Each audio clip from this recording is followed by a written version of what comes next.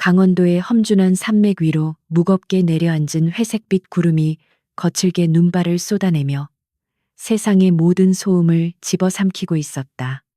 일반인의 출입이 철저히 통제된 대한민국 육군 특수전 사령부 예하 제707 특수임무단 기지 정문 앞에는 여느 때와 다름없이 팽팽한 긴장감이 감돌고 있었다. 검은색 SUV 한 대가 눈 덮인 언덕길을 미끄러지듯 내려와 위병소 차단기 앞에 천천히 멈춰섰고 경계 근무를 서던 무장 초병은 차량 번호를 확인하자마자 반사적으로 척추를 곧게 세우며 절도 있는 동작으로 거수경례를 올렸다. 운전석 창문이 부드럽게 내려가며 드러난 얼굴은 대학 캠퍼스에서 흔히 볼 법한 청초하고 앳된 외모를 지닌 젊은 여성이었지만 그녀의 눈동자 깊은 곳에는 수많은 사선을 넘나들며 다져진 서늘하고 날카로운 기운이 감춰지지 않은 채 서려 있었다. 그녀는 대한민국 국군 역사상 최연소라는 타이틀을 거머쥐고 707 특수임무단에 입성하여 전설적인 기록을 써내려가고 있는 한지윤 중이었다. 국가 대테러 작전의 최선봉에서 인간의 한계를 시험하는 혹독한 훈련과 생사를 오가는 실전 임무를 완벽하게 수행해온 그녀에게 이번 휴가는 지난 3년 만에 처음으로 주어진 공식적인 장기 휴식이었다. 지유는 초병의 경례에 가볍게 고개를 끄덕여 답례한 뒤 다시 창문을 올리고 엑셀러레이터를 밟아 부대 밖으로 차를 몰았는데 100m 속으로 멀어지는 기지의 풍경을 바라보는 그녀의 표정에는 해방감보다는 낯선 고요함에 대한 어색함이 묻어났다. 엔진 소음마저 잠재울 듯 쏟아지는 폭설을 뚫고 그녀는 자신이 유일하게 가족이라고 부를 수 있는 사람들이 기다리는 곳으로 향하고 있었다. 차량이 국도에 진입하자 라디오에서는 새해를 맞이하여 들뜬 분위기를 전하는 아나운서의 활기찬 목소리와 경쾌한 음악이 흘러나오고 있었다. 하지만 지유는 시끄러운 소음이 거슬린다는 듯 미간을 찌푸리며 오디오 전원을 꺼버렸고 차 안은 다시 타이어가 눈길을 지시기는 소리만이 가득 찼다.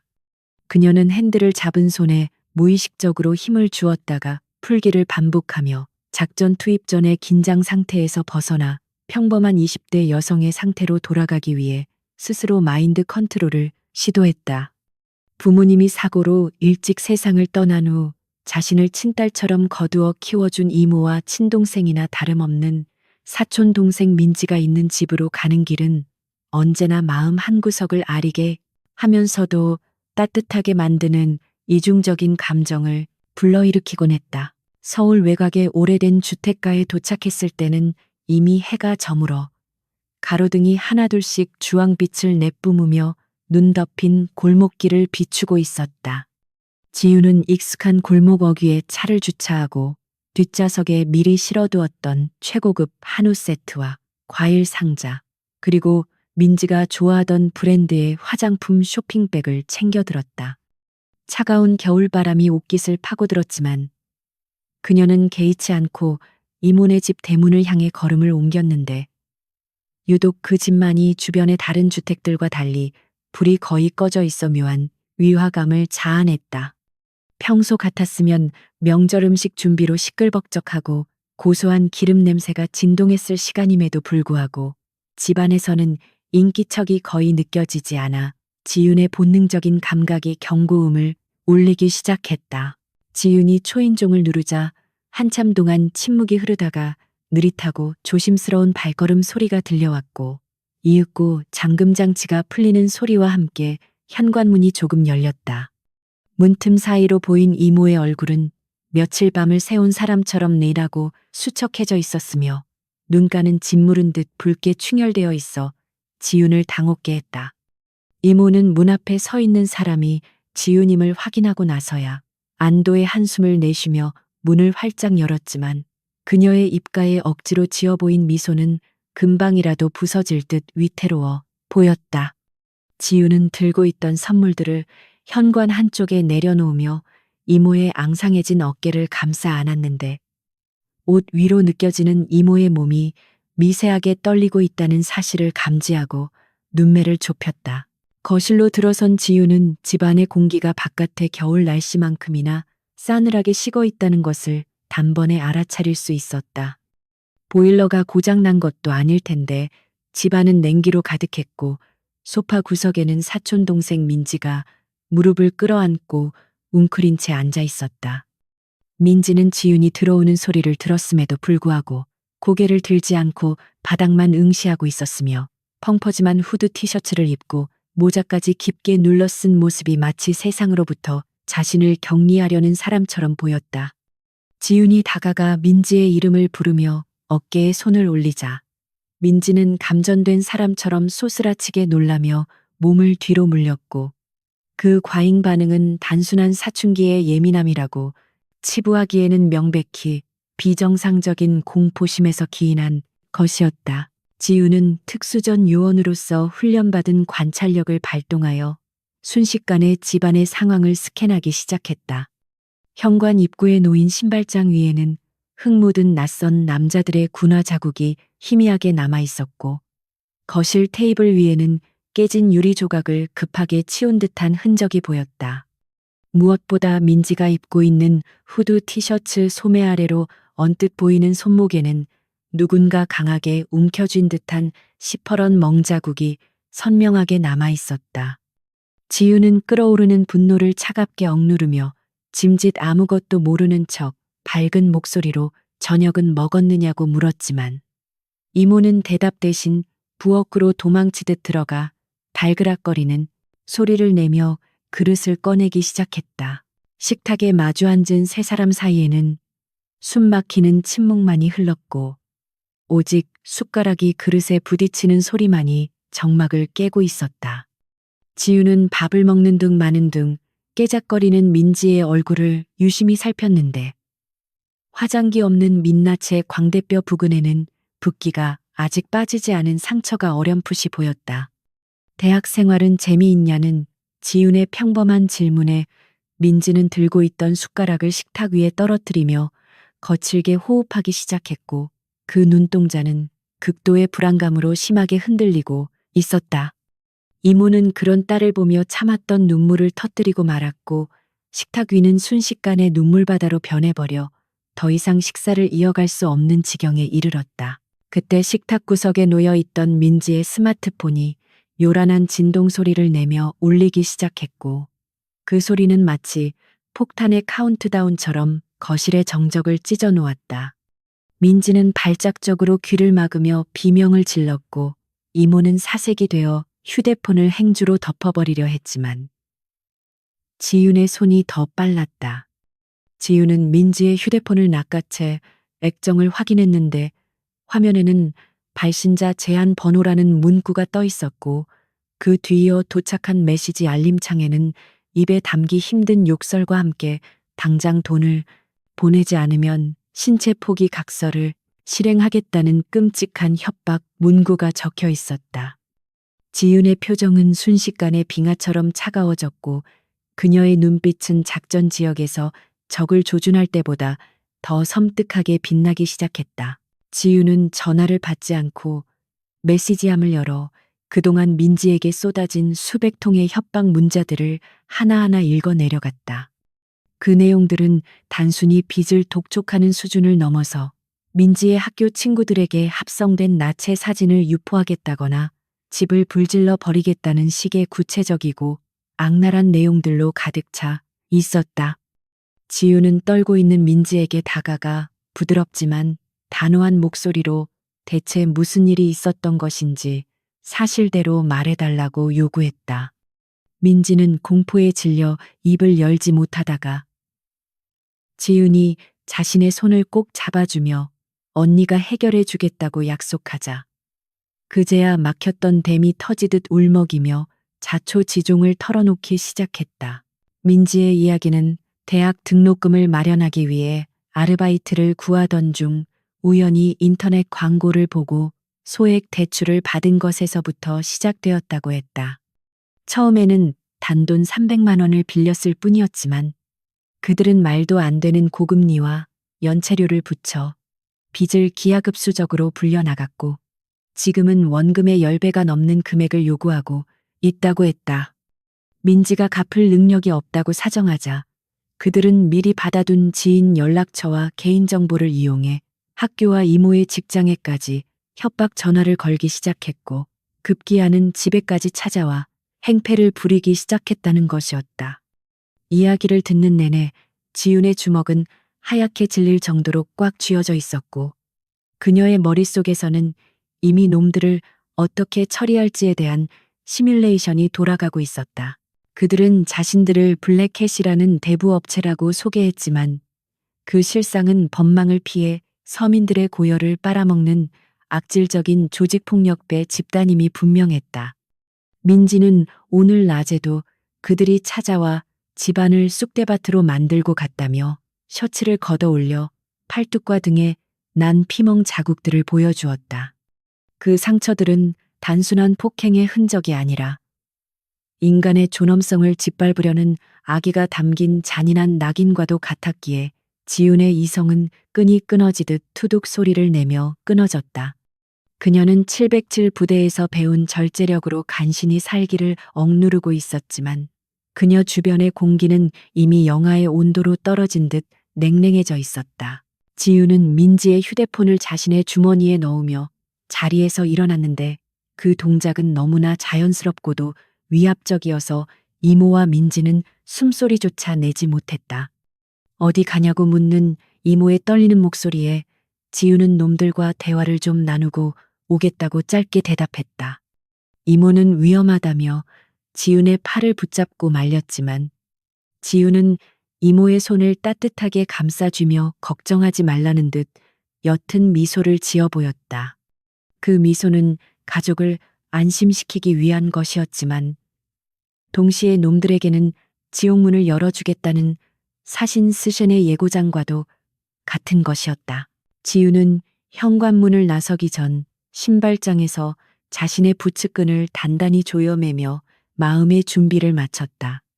밖에는 여전히 한방눈이 펑펑 쏟아지고 있었지만 그녀의 몸에서는 뜨거운 열기가 뿜어져 나와 주변의 눈송이들을 녹여버릴 기세였다.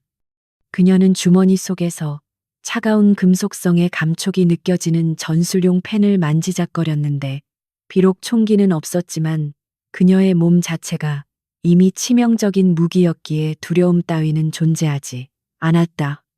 그녀는 민지에게 놈들이 주로 어디에 상주하고 있는지 물었고 민지는 읍내에 있는 낡은 상가 건물의 지하 다방을 아지트로 쓰고 있다고 힘겹게 대답했다.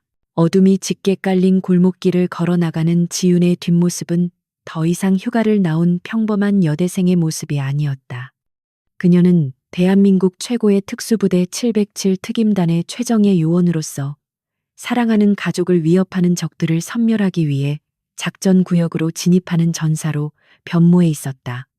눈 덮인 도로 위로 그녀의 발자국이 하나씩 찍힐 때마다 그 발자국은 놈들을 향한 분노의 카운트다운이 되어 새겨졌다. 오늘 밤 평화로워야 할 새해 첫날의 휴가는 피냄새가 진동하는 처절한 응징의 밤으로 바뀔 예정이었다. 상가 건물 앞에 도착한 지윤은 화려한 네온 사인이 번쩍이는 간판들 사이에서 유독 음침한 기운을 풍기는 지하 입구를 노려보았다. 입구에는 미성년자 출입 금지라는 팻말과 함께 건장한 체격의 남자들이 담배를 피우며 오가는 사람들을 위협적인 눈빛으로 훑어보고 있었다. 지윤은 호흡을 가다듬으며 자신의 흉부 깊숙한 곳에서부터 끌어올린 차가운 이성을 전신으로 퍼뜨렸다. 그녀는 망설임 없이 계단을 내려가기 시작했고 또각또각 울리는 그녀의 구두굽 소리는 마치 장송곡의 서곡처럼 지하의 탁한 공기를 가르며 울려 퍼졌다. 지하로 이어지는 계단은 마치 괴물의 아가리처럼 검고 깊었으며 그 아래에서는 습기를 머금은 곰팡이 냄새와 저급한 담배 연기가 뒤섞인 역한 악취가 끊임없이 피어올라 지윤의 예민한 후각을 자극했다. 계단 양옆 벽면에는 정체를 알 수 없는 붉은 페인트 낙서들과 퇴폐적인 전단지들이 어지럽게 붙어 있어 이곳이 법과 질서가 닿지 않는 무법지대임을 시각적으로 경고하고 있는 듯했다.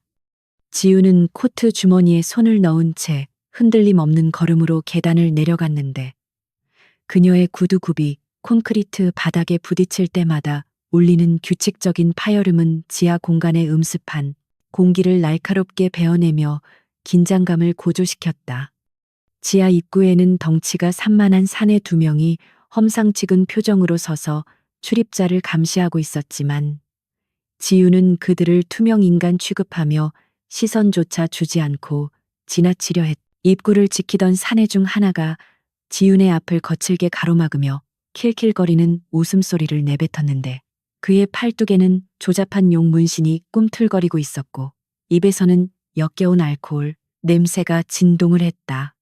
그는 지윤의 머리부터 발끝까지를 노골적이고 음흉한 시선으로 훑어내리며 돈을 갚으러 온 것이냐 아니면 몸으로 때우러 온 것이냐는 입에 담지 못할 성희롱적인 발언을 서슴지 않고 내뱉었다. 옆에 있던 다른 사내도 동조하며 휘파람을 불어댔지만 지윤의 표정은 미동조차 하지 않은 채 마치 길가에 굴러다니는 돌멩이를 바라보는 듯한 무감각한 눈빛으로 그들의 눈을 똑바로 응시했다. 그녀의 눈동자 깊은 곳에서 뿜어져 나오는 설명할 수 없는 서늘한 기운에 압도된 사내들은 순간적으로 말문이 막히며 뒷걸음질 쳤다. 지유는 그 짧은 틈을 놓치지 않고 사내들을 지나쳐 철문 손잡이를 잡았는데 그 손길은 부드러우면서도 거부할 수 없는 힘이 실려 있어 누구도 감히 그녀를 제지할 엄두를 내지 못하게 만들었다. 문을 열고 들어선 내부의 풍경은 밖에서 상상했던 것보다 훨씬 더 혼탁하고 타락한 기운으로 가득 차 있었는데 천장에 매달린 붉은 조명은 실내를 몽환적이고 기괴한 분위기로 물들이고 있었다. 뿌연 담배 연기 너머로 수십 대의 컴퓨터와 모니터가 쉴 새 없이 돌아가는 소리가 들려왔고 그 앞에는 문신을 드러낸 조직원들이 앉아 키보드를 두드리며 누군가와 통화를 하거나 욕설을 내뱉고 있었다. 이곳은 단순한 대부업체의 사무실이 아니라 디지털 성범죄와 불법 추심이 조직적으로 이루어지는 범죄의 온상임이 분명했다. 지우는 입구 쪽에 서서 내부를 빠르게 스캔하며 민지에게 협박 문자를 보냈던 번호의 주인을 찾기 시작했는데 그녀의 머릿속에는 조금 전 집에서 확인했던 민지의 휴대폰 속 끔찍한 기록들이 생생하게 떠올랐다. 놈들은 민지의 SNS 프로필 사진을 교묘하게 합성하여 나체 사진을 만들고 그것을 학교 홈페이지와 친구들에게 유포하겠다는 내용의 협박 메시지를 수백 통이나 보내며 한 사람의 영혼을 짓밟고 있었다. 그것은 단순한 빚독촉이 아니라 한 인간의 사회적 생명을 끊어놓으려는 살인행위나 다름없었기에 지윤의 심장은 분노로 뜨겁게 달아올랐지만 머리는 그 어느 때보다 차갑게 식어 상황을 냉철하게 분석하고 있었다. 그녀는 저들 중 누가 명령을 내리는 책임자인지 파악하기 위해 조직원들의 동선과 시선 처리를 유심히 관찰했다. 사무실 안쪽 깊숙한 곳 상석에 앉아있던 한 남자가 지윤의 등장을 눈치채고 흥미롭다는 듯 의자를 돌려 그녀를 바라보았는데 그는 매탄 눈에 삐쩍 마른 체구였지만 눈빛만은 뱀처럼 교활하고 잔인해 보였다. 그가 손을 까딱이자 주변에 있던 조직원들이 하던 일을 멈추고 일제히 자리에서 일어나 지윤을 에워싸기 시작했는데 그들의 손에는 야구 방망이와 쇠파이프 같은 흉기들이 들려 있었다. 하지만 지윤은 눈 하나 깜짝하지 않고 뱀 같은 눈을 가진 남자에게 똑바로 걸어가 맞은편 소파에 털썩 주저앉아 다리를 꼬고 앉았다. 그 대담하고 거침없는 태도에 오히려 당황한 것은 조직원들이었으며 상석의 남자 또한 예상치 못한 상황에 미간을 찌푸리며 담배를 비벼 껐다. 남자는 자신을 최 실장이라고 소개하며 비릿한 미소를 지었는데 그의 목소리는 칠판을 손톱으로 긁는 듯한 불쾌한 쇳소리가 섞여 있어 듣는 사람의 신경을 곤두서게 만들었다. 그는 지윤에게 민지의 언니냐고 물으며 동생이 빌려간 돈의 이자가 붙어 이제는 5천만 원이 넘었다는 터무니없는 금액을 태연하게 읊어댔다. 그는 책상 위에 놓인 태블릿 PC를 지윤의 앞으로 밀어주었는데 화면에는 민지의 얼굴이 합성된 음란한 사진들과 동영상들이 적나라하게 띄워져 있어 지윤의 인내심을 한계까지 몰아붙였다. 최 실장은 돈을 갚지 못하겠다면 이 사진들을 인터넷에 뿌리거나 지윤이 대신 일을 해서 갚으라는 식으로 협박하며 낄낄거렸다. 지윤은 태블릿 화면 속에서 고통받고 있는 동생의 얼굴을 바라보며 깊은 숨을 내쉬었고 그 순간 그녀의 내면 스위치가 민간인 모드에서 특수작전 모드로 완전히 전환되었다. 그녀는 고개를 들어 최 실장을 바라보며 감정이 완전히 배제된 건조한 목소리로 원금은 돌려줄 테니 모든 데이터를 삭제하고 다시는 민지와 가족들에게 접근하지 말라고 경고했다. 그 목소리는 너무나 낮고 조용했지만 그 안에 담긴 살기는 사무실의 공기를 얼어붙게 만들 정도로 강력하여 주변의 소음마저 잠시 멈추게 했다. 하지만 상황 파악을 하지 못한 최 실장과 부하들은 잠시 멍하니 있다가 이내 배를 잡고 구르며 폭소를 터뜨렸고 그 웃음소리는 지윤의 분노에 기름을 붓는 격이 되었다. 최 실장은 자리에서 일어나 지윤의 턱을 잡으려 손을 뻗으며 겁도 없이 여기가 어디라고 훈계질이냐고 소리쳤는데 그 순간 지윤의 손이 번개처럼 움직여 그의 손목을 낚아챘다. 뼈가 으스러지는 끔찍한 파열음과 함께 최 실장의 입에서는 인간의 것이라고는 믿기 힘들 정도의 처절한 비명이 터져나왔고 그는 바닥으로 고꾸라지며 몸부림쳤다. 지윤은 그의 팔을 비틀어 제압한 상태로 책상 위에 얼굴을 처박게 만들었고 주변의 조직원들이 놀라 달려들려 하자 차가운 눈빛으로 그들을 쏘아보며 움직이면 이 녀석의 팔을 완전히 뜯어버리겠다고 위협했다. 그녀의 동작은 군더더기 없이 깔끔하고 치명적이어서 조직원들은 본능적으로 그녀가 평범한 여자가 아님을 직감하고 주춤거렸다. 지윤은 고통에 신음하는 최 실장의 귀에 대고 이 모든 불법 데이터가 저장된 메인 서버의 위치와 조직의 우두머리가 누구인지 당장 불라고 낮게 으르렁거렸다. 최 실장은 고통 속에서도 쉽게 입을 열지 않고 버티려 했지만 지윤이 손가락 하나를 더 꺾어버리자 비명과 함께 모든 것을 실토하기 시작했다. 그는 자신들은 그저 관리직일 뿐이며 모든 데이터와 자금은 강 사장이라고 불리는 보스가 직접 관리하고 있고 메인 서버는 이 건물이 아닌 다른 곳에 있다는 사실을 털어놓았다. 강 사장. 일명 미친개로 불리는 그는 잔혹하기로 소문난 인물로 지금은 다른 사업장에 가 있어 이곳에는 없다는 정보까지 얻어냈다. 지윤은 최 실장의 머리채를 잡아 들어 올려 태블릿 PC의 화면을 정면으로 보게 한 뒤 떨리는 그의 손가락을 강제로 눌러 민지의 사진과 관련된 폴더를 삭제하도록 만들었다. 하지만 이것은 임시 방편일 뿐 백업 데이터가 어딘가에 존재할 것이라는 사실을 지윤은 너무나 잘 알고 있었기에 근본적인 해결책이 될 수 없음을 인지하고 있었다.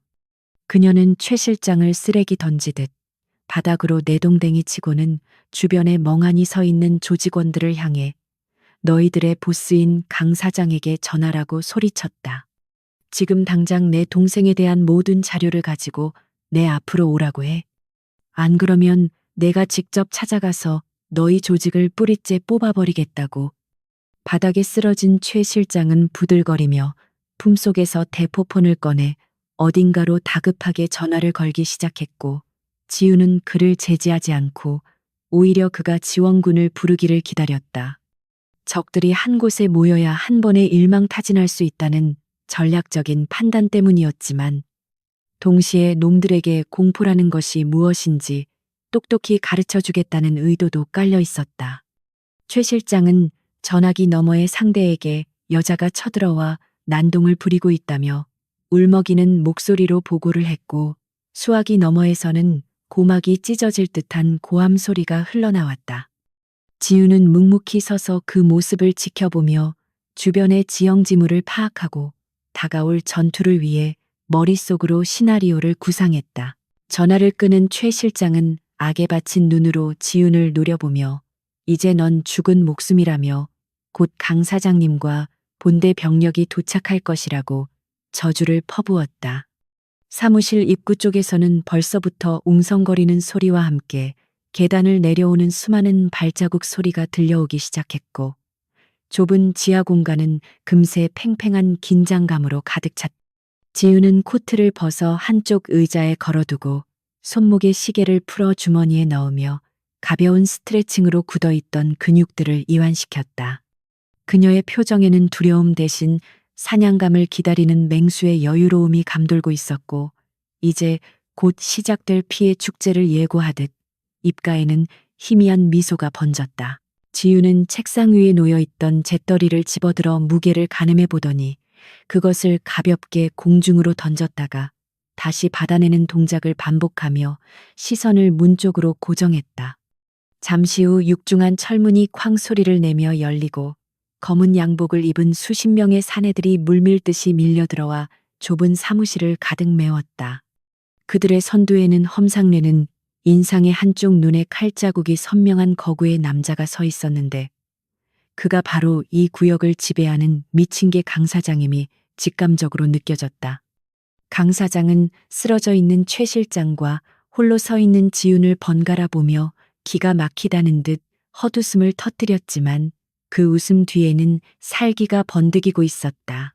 강 사장은 부하들을 시켜 입구를 막아버리게 한 뒤 천천히 지훈을 향해 걸어오며 겁도 없이 남의 영업장에 와서 행패를 부린 대가가 얼마나 혹독한지 아느냐고 위협했다. 그는 지훈의 외모를 훑어보며 반반하게 생겼으니 팔아넘기면 꽤 값을 받을 수 있겠다며 부하들과 음담패설을 주고받았는데, 이는 지훈의 인내심을 시험하는 마지막 트리거가 되었다. 지훈은 그들의 더러운 입을 다물게 하는 방법은 오직 압도적인 무력뿐이라는 사실을 다시 한번 상기하며 전투태세를 갖췄다. 그녀는 강 사장의 눈을 똑바로 바라보며 말했다. 기회는 한 번뿐이다. 지금 당장 모든 데이터를 삭제하고 무릎 꿇고 사죄해. 그러면 걸어서 나가게 해주지. 지훈의 경고에 강 사장은 얼굴을 붉히며 격분했고, 부하들에게 당장 저 계집애를 잡아서 손발을 묶으라고 고래고래 소리를 질렀다. 명령이 떨어지기가 무섭게 십수명의 조직원들이 쇠파이프와 강목을 휘두르며 지훈을 향해 달려들었고, 좁은 사무실은 순식간에 아수라장으로 변했다. 하지만 지훈은 당황하지 않고 달려드는 첫 번째 놈의 품으로 파고들며 명치를 가격했고, 그 반동을 이용해 뒤따라오던 놈의 턱을 올려치며 화려한 난무를 시작했다. 좁은 공간은 오히려 다수의 적을 상대해야 하는 지훈에게 유리하게 작용했고, 그녀는 적들의 동선을 역이용해 서로 엉키게 만들며 효율적으로 제압해 나갔다. 소란스러운 싸움터 한가운데서 지훈은 마치 춤을 추듯 우아하고 치명적인 몸놀림으로 적들을 하나둘씩 쓰러뜨렸지만, 그녀의 시선은 오직 뒤쪽에서 팔짱을 끼고 지켜보는 강 사장에게 고정되어 있었다. 그녀는 잔무라기들을 처리하는 것은 시간 문제일 뿐, 진짜 목표는 저 거만한 우두머리의 항복을 받아내는 것임을 잊지 않고 있었다. 놈들이 휘두르는 흉기가 지훈의 옷깃을 스칠 때마다 그녀의 반격은 더욱 매섭고 날카로워졌고, 바닥에는 고통을 호소하며 뒹구는 조직원들의 숫자가 점점 늘어만 갔다. 오늘 밤 이 지하 소굴은 그들이 평생 잊지 못할 공포의 교육장이 될 것이었다. 지하 사무실의 탁한 공기는 둔탁한 타격음과 고통에 찬 비명으로 가득 찼고, 좁은 공간은 순식간에 아비규환의 생지옥으로 변해버렸다. 지훈은 다수의 적을 상대로 불필요한 동작을 최소화하며 특수전 무술인 크라브 마가와 시스테마를 결합한 살상 무술로 적들의 급소만을 골라 가격했다. 쇠파이프가 그녀의 머리 위로 날아들 때마다 그녀는 간발의 차이로 몸을 피하며 상대의 관절을 꺾거나 명치를 걷어차 무력화시켰는데, 그 모습은 마치 폭풍 속을 유유히 걷는 유령처럼 기이하고 공포스러웠다. 바닥에는 팔다리가 뒤틀린 채 신음하는 조직원들이 하나둘씩 쌓여가기 시작했고, 붉은 조명 아래 흩뿌려진 핏방울들은 그로테스크한 추상화처럼 바닥을 수놓으며 공포감을 조성했다. 강 사장은 자신의 정예부하들이 힘 한 번 제대로 써보지 못하고 추풍낙엽처럼 쓰러지는 광경을 목격하며 입에 물고 있던 담배를 바닥에 떨어뜨렸다. 그는 평생 주먹 세계에서 잔뼈가 굵은 베테랑이었지만 눈앞의 여자가 보여주는 무력은 인간의 범주를 아득히 뛰어넘는 괴물 같은 수준이었기에 본능적인 전율을 느꼈다. 지우는 마지막 남은 조직원의 목을 졸라 기절시킨 뒤 천천히 강 사장을 향해 걸어갔는데 그녀의 숨소리는 격렬한 전투 직후임에도 불구하고 소름 끼칠 정도로 차분하고 고요했다. 강 사장은 뒷주머니에서 잭나이프를 꺼내들고 위협적으로 허공을 그었지만 떨리는 손끝은 이미 그가 심리적으로 완전히 제압당했음을 여실히 보여주고 있었다. 지우는 강 사장의 칼날이 닿지 않는 거리에서 멈춰서서 그를 싸늘하게 내려다보며 마지막 경고를 날렸는데 그 목소리는 지옥에서 들려오는 사형 선고와도 같았다. 이건 단순한 폭력이 아니야. 네가 건드린 사람이 누구인지, 그리고 네가 저지른 짓이 얼마나 큰 대가를 치러야 하는지 알려주는 수업료라고 생각해라. 그녀는 강 사장의 칼을 쥔 손목을 발로 차 무기를 떨어뜨리게 한 뒤 그의 정강이를 걷어차 무릎을 꿇렸고 멱살을 잡고 얼굴을 가까이 들이댔다. 지윤의 눈동자에 비친 자신의 초라한 모습을 본 강 사장은 치욕감과 공포심이 뒤섞인 기괴한 표정을 지으며 이를 갈았다. 하지만 지우는 여기서 강 사장을 완전히 끝장내지 않고 교묘하게 빈틈을 보이며 그를 밀쳐냈는데 이는 그가 도망쳐서 진짜 본거지로 향하게 만들려는 고도의 심리전이자 작전의 일부였다. 그녀는 일부러 경찰 사이렌 소리가 들리는 척하며 밖을 내다보는 시전을 했고 그 틈을 타 강 사장은 비틀거리며 일어나 뒷문으로 향하는 비상구를 향해 필사적으로 달리기 시작했다. 지우는 도망치는 그의 등 뒤에 대고 당장 데이터를 삭제하지 않으면 지구 끝까지 쫓아가겠다고 소리쳤지만 입가에는 계획대로 되었다는 듯 서늘한 미소가 걸려 있었다. 사냥감은 풀려났고 이제 놈은 본능적으로 가장 안전하다고 생각하는 곳으로 숨어들 것이 분명했다. 상가 건물 뒷골목으로 빠져나온 강 사장은 자신의 최고급 세단에 올라타 시동을 걸며 분노에 찬 괴성을 질렀고 핸들을 주먹으로 내리치며 복수를 다짐했다. 감히 일개 계집애가 자신의 구역을 쑥대밭으로 만들고 부하들을 병신으로 만들었다는 사실은 그의 자존심에 씻을 수 없는 상처를 남겼고 이성을 마비시켰다. 그는 떨리는 손으로 조직의 모든 가용병력을 호출하는 비상 연락망을 가동하며 당장 집합하라고 고래고래 소리를 질렀는데 그의 눈은 광기로 번들거리고 있었다. 그는 지훈이 경찰을 피해 도망갔을 것이라 착각하고 그녀의 가장 큰 약점인 가족을 인질로 삼아 뼈저린 후회를 안겨주겠다는 비열한 계획을 세웠다. 강 사장은 지윤의 이모집 주소를 부하들에게 전송하며 휘발유와 화염병을 준비하라고 지시했고 자신도 엑셀러레이터를 끝까지 밟아 그곳으로 향했다.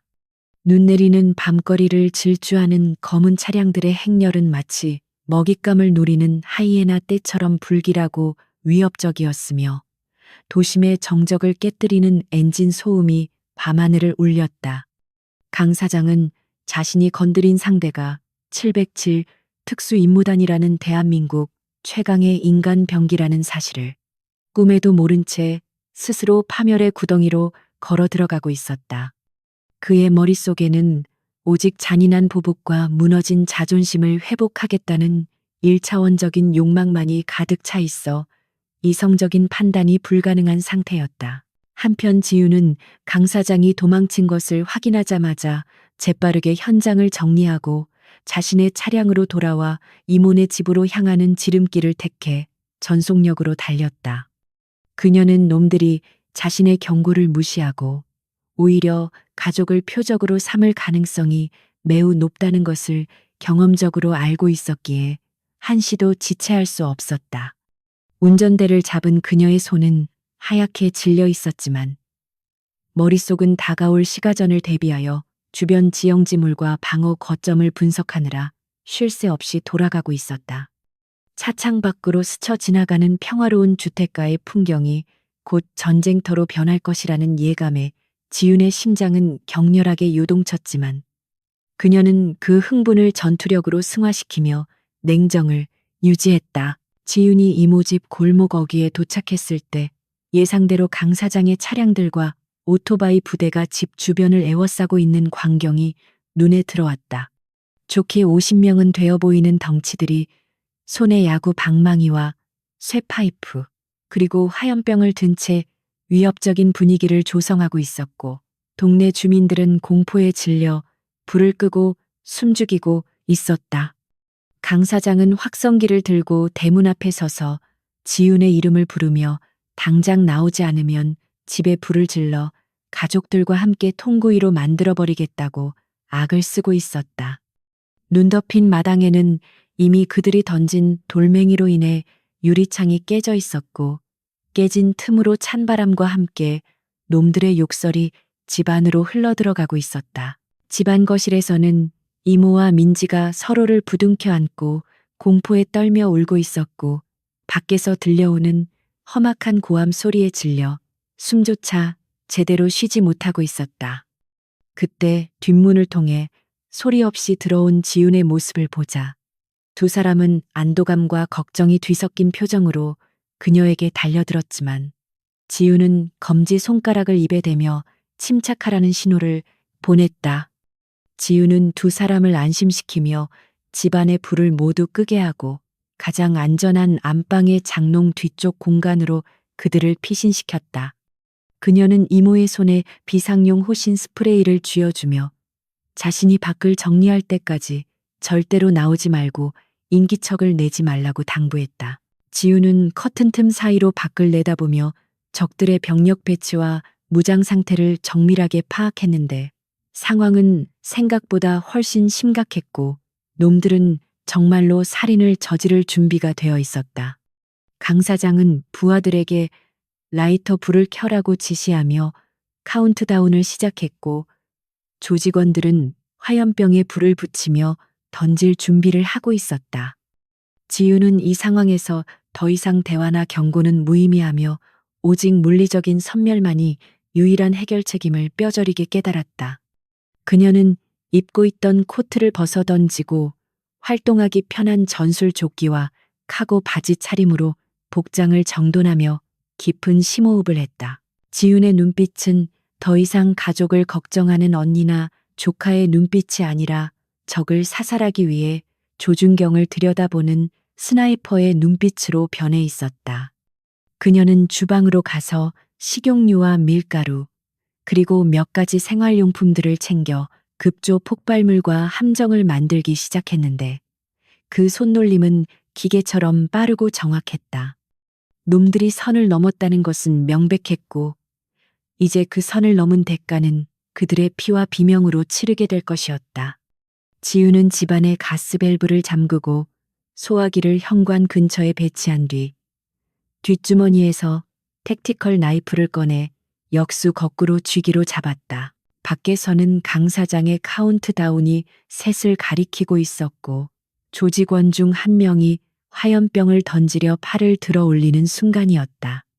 지윤은 2층 베란다 문을 박차고 나가며 손에 들고 있던 밀가루 포대를 터뜨려 공중으로 흩뿌렸고 시야가 가려진 틈을 타 화염병을 든 조직원의 손목을 정확하게 도루로 가격했다. 화염병은 엉뚱한 방향으로 날아가 그들의 차량 위에 떨어져 폭발했고 순식간에 불길이 치솟으며 놈들의 진영은 혼란에 빠졌다. 지윤은 난간을 타고 1층으로 뛰어내리며 어둠 속으로 몸을 숨겼고 그녀의 그림자는 마치 사신처럼 놈들의 배후를 노리며 은밀하게 움직이기 시작했다. 혼란에 빠진 폭력배들이 불타오르는 차량과 연기의 시선을 뺏긴 사이 지윤은 유령처럼 신속하게 집 뒤편 담장을 넘어 가족들이 숨어있는 뒷문으로 이동했다. 그녀의 움직임은 소음조차 발생시키지 않았고 어둠 속에서 식별하기 힘들 정도로 은밀했기에 놈들은 지윤이 어디로 사라졌는지조차 감지하지 못했다. 지윤은 공포에 질려 떨고 있는 이모와 민지를 부축하여 미리 파악해둔 개구멍을 통해 옆집 마당을 가로질러 좁은 골목길로 빠져나갔다. 눈보라가 거세게 몰아치는 날씨는 그들의 발자국을 지워주는 천연의 위장막 역할을 해주었고, 멀리서 들려오는 강 사장의 고함 소리는 점점 눈발 속에 묻혀 희미해져 갔다. 미리 세워둔 안전한 장소에 주차된 차량의 가족들을 태운 지우는 백미러를 통해 멀어지는 집 쪽을 바라보며 입술을 굳게 다물었다. 차 안에는 무거운 침묵과 긴장감이 감돌았고, 뒷좌석에 앉은 민지는 아직도 충격에서 벗어나지 못한 채 이모의 품에 얼굴을 묻고 흐느끼고 있었다. 지우는 감정을 배제하고 운전에만 집중하며 도심 외곽에 위치한 보안이 철저한 비즈니스 호텔로 차를 몰았다. 놈들의 손길이 닿지 않는 곳으로 가족들을 피신시키는 것이 최우선 과제였기에 그녀는 수시로 백미러를 확인하며 미행이 붙지 않았는지 점검하는 치밀함을 보였다. 호텔방에 가족들을 들여보낸 지우는 불안해하는 이모의 손을 잡고 잠시만 기다리면 모든 것을 해결하고 돌아오겠다고 안심시켰다. 이모는 지윤의 옷자락을 붙잡으며 경찰에 신고하고 그냥 여기서 숨어 있으면 안 되냐고 애원했지만 지윤은 고개를 저으며 단호한 표정을 지었다. 경찰의 수사 절차는 너무 느리고 놈들은 법망을 피해 교묘하게 빠져나갈 구멍을 만들어 두었을 것이 뻔했기에 직접적인 타격 없이는 이 악순환을 끊을 수 없다고 판단했다. 지유는 민지의 머리를 쓰다듬으며 반드시 놈들이 다시는 너를 괴롭히지 못하게 만들겠다고 약속하고는 뒤도 돌아보지 않고 방을 나섰다. 호텔 로비로 내려온 지유는 주머니 속에서 평소에는 잘 쓰지 않는 암호화된 특수 단말기를 꺼내 전원을 켰다. 그녀는 707 부대 정보과 출신이자 현재 민간 보안업체에서 고문으로 일하고 있는 옛 동료에게 전화를 걸었다. 신호음이 몇 번 울리지 않아 익숙한 목소리가 들려왔고 지유는 거두절미하고 블랙캣이라는 조직의 메인 서버 위치와 실질적인 본거지 좌표를 요청했다. 수화기 너머의 동료는 잠시 침묵하더니 그들이 단순한 대부 업체가 아니라 거대 폭력 조직과 연계된 기업형 범죄 집단이라며 위험성을 경고했지만 지윤의 결심을 꺾을 수는 없었다. 몇 분 후 지윤의 단말기로 좌표와 함께 해당 건물의 구조도 그리고 경비 시스템에 대한 간략한 정보가 전송되었다. 놈들의 본거지는 강남 한복판에 위치한 번듯한 고층 빌딩의 상층부를 위장 사무실로 쓰고 있다는 사실이 밝혀졌다. 지유는 정보를 확인하자마자 근처의 24시간 대형 철물점과 편의점에 들러 작전에 필요한 물품들을 구입하기 시작했다. 총기나 군용 장비가 없는 상태에서 그녀는 일상용품들을 치명적인 무기로 변형시켜야 했기에 그녀의 쇼핑카트에는 청테이프, 케이블 타이, 커터칼, 그리고 튼튼한 공업용 망치 등이 담겼다. 인적이 드문 공터에 차를 세운 지유는 구입한 물건들을 능숙한 손놀림으로 개조하며 자신만의 무기를 제작했다. 커터 칼날을 짧게 부러뜨려 손가락 사이에 끼울 수 있도록 테이핑을 하고 망치의 손잡이 부분에는 미끄럼 방지 처리를 하여 그립감을 높였다. 그녀는 화려한 장비 대신 투박하지만 확실한 살상력을 가진 도구들을 챙기며 스스로에게 최면을 걸듯 마인드 컨트롤을 시작했다. 이제 그녀는 휴가를 나온 민간인 한지윤이 아니라 적진 한복판에 홀로 침투하여 임무를 완수해야 하는 코드네임 발키리로 다시 태어나고 있었다. 지윤은 검은색 전술 바지와 타이트한 셔츠 위에 어두운 색 후드 재킷을 걸쳐 입고 머리를 단단히 묶어 전투 중에 시야를 가리지 않도록 정돈했다. 거울 속에 비친 그녀의 눈빛은 북극의 빙하처럼 차갑게 가라앉아 있었고 그 안에는 적에 대한 일말의 자비심도 찾아볼 수 없었다. 그녀는 손목시계에 타이머를 설정하며 놈들이 방심하고 있을 새벽 시간대를 공격 개시 시각으로 잡았다. 눈발이 잦아들고 도시가 잠든 고요한 시각. 포식자의 사냥은 가장 은밀하고 잔혹하게 시작될 예정이었다. 목표 건물인 대명 파이낸스 빌딩 앞에 도착한 지우는 차 안에서 건물의 외관과 경비원들의 순찰 패턴을 면밀히 관찰했다. 겉보기에는 평범한 무역회사처럼 보였지만 곳곳에 설치된 CCTV와 건장한 체격의 보안 요원들은 이곳이 일반적인 회사가 아님을 증명하고 있었다. 지우는 정문 돌파 대신 건물의 환기 시스템과 연결된 지하 주차장의 화물 하역장을 침투 경로로 선택했다. 그녀는 차에서 내려 어둠 속에 몸을 숨긴 채 고양이처럼 소리 없이 건물 뒤편으로 이동했고, 차가운 밤 공기가 그녀의 폐부를 찌르며 감각을 예리하게 깨웠다. 화물 하역장 입구에는 2명의 경비원이 잡담을 나누며 담배를 피우고 있었는데, 그들의 허리춤에는 3단봉과 전기 충격기가 매달려 있었다. 지우는 바닥에 떨어진 빈 깡통을 집어들어 반대편 구석으로 던졌고, 깡통이 구르는 소리에 경비원 한 명이 의심스러운 표정으로 소리가 난 쪽으로 걸어갔다. 남은 한 명이 고개를 돌리는 찰나, 지우는 어둠 속에서 튀어나와 순식간에 그의 뒤로 접근하여 목을 졸라 기절시켰다. 쓰러지는 경비원의 몸을 부드럽게 받아내어 구석에 숨기는 동작은 마치 잘 짜인 안무처럼 매끄러웠다. 소리를 확인하고 돌아온 다른 경비원이 동료가 사라진 것을 눈치채고 무전기에 손을 뻗는 순간, 지우는 이미 그의 사각지대에 바짝 붙어 있었다. 그녀는 망설임 없이 경비원의 명치를 가격하여 숨을 틔게 한 뒤 정확한 수도치기로 경동맥을 타격하여 의식을 끊어놓았다.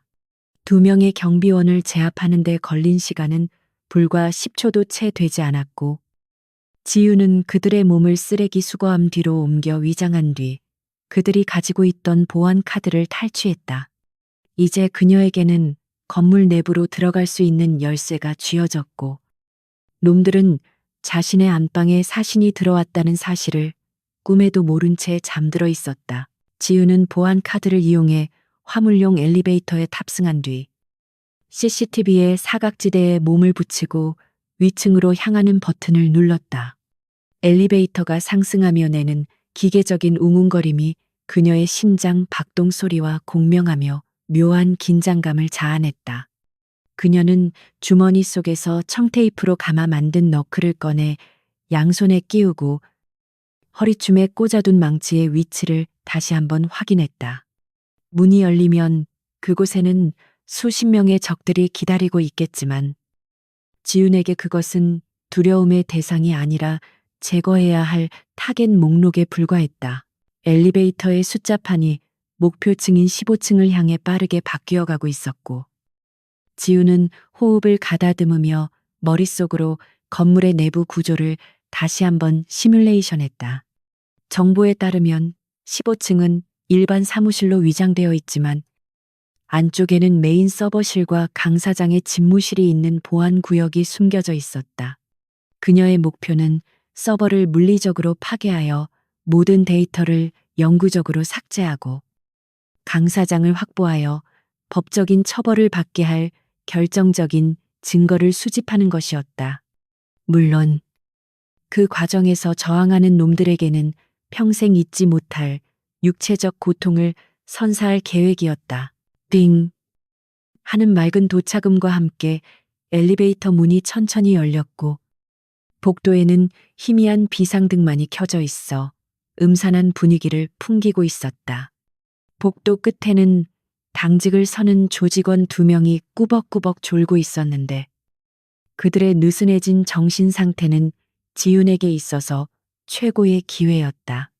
그녀는 발소리를 죽인 채 그림자처럼 다가가 순식간에 2 사람의 머리를 서로 부딪히게 하여 기절시켰다. 둔탁한 소리와 함께 쓰러진 놈들을 넘어 지훈은 복도 중앙에 있는 배전반으로 향했고, 전선을 조작하여 해당 층의 모든 조명을 차단해 버렸다. 암흑 속에 잠긴 15층은 이제 지윤이라는 포식자가 지배하는 사냥터로 변모했다.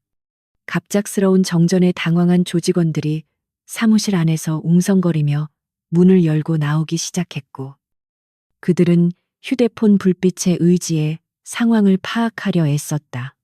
지윤은 어둠 속에서 야간 투시경을 낀 듯 자유롭게 움직이며 빛을 비추는 놈들의 팔을 꺾고 다리를 걸어 넘어뜨렸다. 보이지 않는 적에게 속수무책으로 당하는 공포감은 조직원들 사이에서 전염병처럼 빠르게 퍼져나갔고, 비명 소리는 어둠을 타고 메아리쳤다. 지우는 혼란을 틈타 사무실 안쪽 깊숙이 위치한 서버실을 향해 전진했는데, 그녀의 움직임은 거침이 없었고 망설임 또한 없었다. 앞을 가로막는 자가 있으면 가차없이 제압하고, 문이 잠겨 있으면 망치로 부수며 길을 열었다. 그녀는 자신이 지금 수행하고 있는 이 일이 단순히 동생을 위한 복수가 아니라 이 사회에 기생하는 악을 도려내는 정의의 실현이라고 굳게 믿고 있었다. 놈들이 그동안 수많은 피해자들에게 주었던 고통과 절망을 이제는 그들이 뼈저리게 느낄 차례였다. 서버실로 가는 길목에는 중간 보스급으로 보이는 덩치 큰 사내들이 바리케이드를 치고 버티고 있었지만, 지우는 속도를 줄이지 않고 그들을 향해 돌진했다. 그녀는 벽을 타고 뛰어올라 놈들의 어깨를 딛고 넘어가거나 좁은 공간을 활용한 근접 격투술로 놈들의 급소를 정확하게 타격했다. 수적 열쇠라는 불리한 조건도, 어둠이라는 환경적 제약도 특수전 요원인 그녀에게는 아무런 장애물이 되지 못했다. 오히려 이 모든 상황은 그녀가 가진 살인적인 기술을 더욱 돋보이게 만드는 무대 장치일 뿐이었다. 마지막 방어선을 뚫고 서버실 앞까지 도달한 지우는 거친 숨을 몰아쉬며 잠시 멈춰섰다. 문 너머에는 그녀가 파괴해야 할 디지털 감옥의 핵심인 서버와 그 너머의 집무실에 숨어 있을 우두머리가 있었다. 지우는 피 묻은 장갑을 고쳐 끼며 망치를 쥔 손에 힘을 주었고, 그녀의 눈은 사냥감을 앞둔 맹수의 그것처럼 형형하게 빛났다. 이제 마지막 관문만이 남았고, 그녀는 이 지옥 같은 밤을 끝내기 위해 주저없이 문을 걷어찼다. 서버실의 육중한 철문이 찢어질 듯한 금속성 굉음과 함께 안쪽으로 찌그러지며 열렸고, 그 충격으로 문 뒤에 매복해 있던 경비원 한 명이 비명을 지르며 나가 떨어졌다. 내부는 비상전력으로 돌아가는 붉은색 경고등만이 깜빡거리고 있었는데, 그 붉은 빛은 마치 이곳이 디지털 지옥의 심장부임을 알리는 듯 불길하게 일렁거렸다. 수백 개의 서버렉에서 뿜어져 나오는 열기와 쿨링팬이 돌아가는 윙윙거리는 소음이 가득한 가운데 검은 그림자가 연기처럼 스며들어왔다. 지우는 손에 든 공업용 망치를 가볍게 고쳐주며 바닥에 쓰러진 경비원을 넘어섰고, 그녀의 시선은 오직 데이터가 저장된 하드디스크들의 집합체를 향해 고정되어 있었다. 서버실 내부를 지키던 정의의 용역들이 당황한 기색을 감추며 3단봉과 전기 충격기를 꺼내들고 지윤을 포위하려 들었지만, 그들의 움직임은 이미 지윤의 예측 범위 안에 있었다. 지윤은 정면에서 달려드는 사내의 팔을 피하지 않고 오히려 파고들며 그의 손목 관절을 망치 자루로 찍어 눌러 무기를 떨어뜨리게 만들었다. 뼈가 어긋나는 소름 끼치는 소리와 함께 사내가 주저앉자 지윤은 지체 없이 회전하며 뒤에서 접근하던 다른 녀석의 턱을 팔꿈치로 가격해 날려버렸다. 그녀의 동작은 화려한 무술 시범이 아니라 생존과 살상을 목적으로 최적화된 군사 격투술의 정수였기에 군더더기라곤 찾아볼 수 없었다. 어둠 속에서 붉은 비상등이 깜빡일 때마다 지윤의 위치는 시시각각 변해 있었고, 용역들은 보이지 않는 유령과 싸우는 듯한 공포감에 휩싸여 허공에 대고 무기를 휘둘렀다. 지윤은 서버렉 사이의 좁은 통로를 미로처럼 활용하며 적들을 하나씩 각계격파해 나갔는데, 좁은 공간은 오히려 그녀에게 유리한 전장이었다.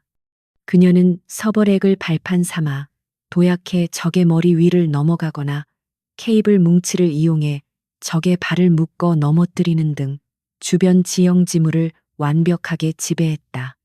바닥에는 제압당한 사내들이 고통에 찬 신음을 흘리며 뒹굴고 있었지만 지윤의 호흡은 여전히 차분하고 규칙적이었다. 마침내 서버실 중앙에 도달한 지윤은 민지를 비롯한 수많은 피해자들의 영혼을 옥죄고 있는 메인 서버의 거대한 본체를 마주하게 되었다. 그 기계 덩어리 안에는 악랄한 합성 사진들과 불법 고리대 장부, 그리고 협박용 녹취록들이 디지털 신호로 변환되어 저장되어 있을 터였다. 지우는 망치를 머리 높이 쳐들었고 그녀의 눈에서는 서늘한 분노가 푸른 불꽃처럼 타올랐는데 그것은 개인적인 원한을 넘어선 심판자의 눈빛이었다. 쾅하는 굉음과 함께 망치가 서버의 강화 유리를 박살냈고 파편이 사방으로 튀며 디지털 감옥의 붕괴를 알리는 서막이 올랐다. 지우는 멈추지 않고 망치를 휘두르며 서버렉 안에 꽂혀 있는 하드 디스크들을 무자비하게 파괴하기 시작했는데 그 타격음은 마치 악마를 내쫓는 구마의식의 북소리처럼 들렸다. 불꽃이 튀고 매캐한 타는 냄새가 진동했지만 그녀는 아랑곳하지 않고 모든 저장 장치가 고철 덩어리가 될 때까지 파괴 행위를 멈추지 않았다. 구석에 숨어 벌벌 떨고 있던 전산관리 직원들은 그 광경을 보며 기절할 듯 공포에 질려 있었고 감히 그녀를 말릴 생각조차 하지 못했다. 지우는 마지막 남은 백업 서버까지 완전히 박살낸 뒤에야 거친 숨을 내쉬며 망치를 내렸고 바닥에는 부서진 플라스틱과 금속 조각들이 시체처럼 널려 있었다. 데이터 파괴라는 1차 목표를 달성한 지우는 이제 최종 목표인 강사장을 확보하기 위해 서버실 안쪽에 연결된 임원 전용 통로로 발걸음을 옮겼다. 통로는 고급스러운 카펫과 대리석으로 장식되어 있었지만 정전으로 인해 암흑천지가 되어 있어 마치 괴물의 식도로 걸어 들어가는 듯한 기분을 자아냈다. 통로 끝에는 강사장의 집무실로 이어지는 육중한 양문형 문이 있었고 그 앞에는 강사장이 고용한 최정예 경호원들이 최후의 저지선을 구축하고 있었다.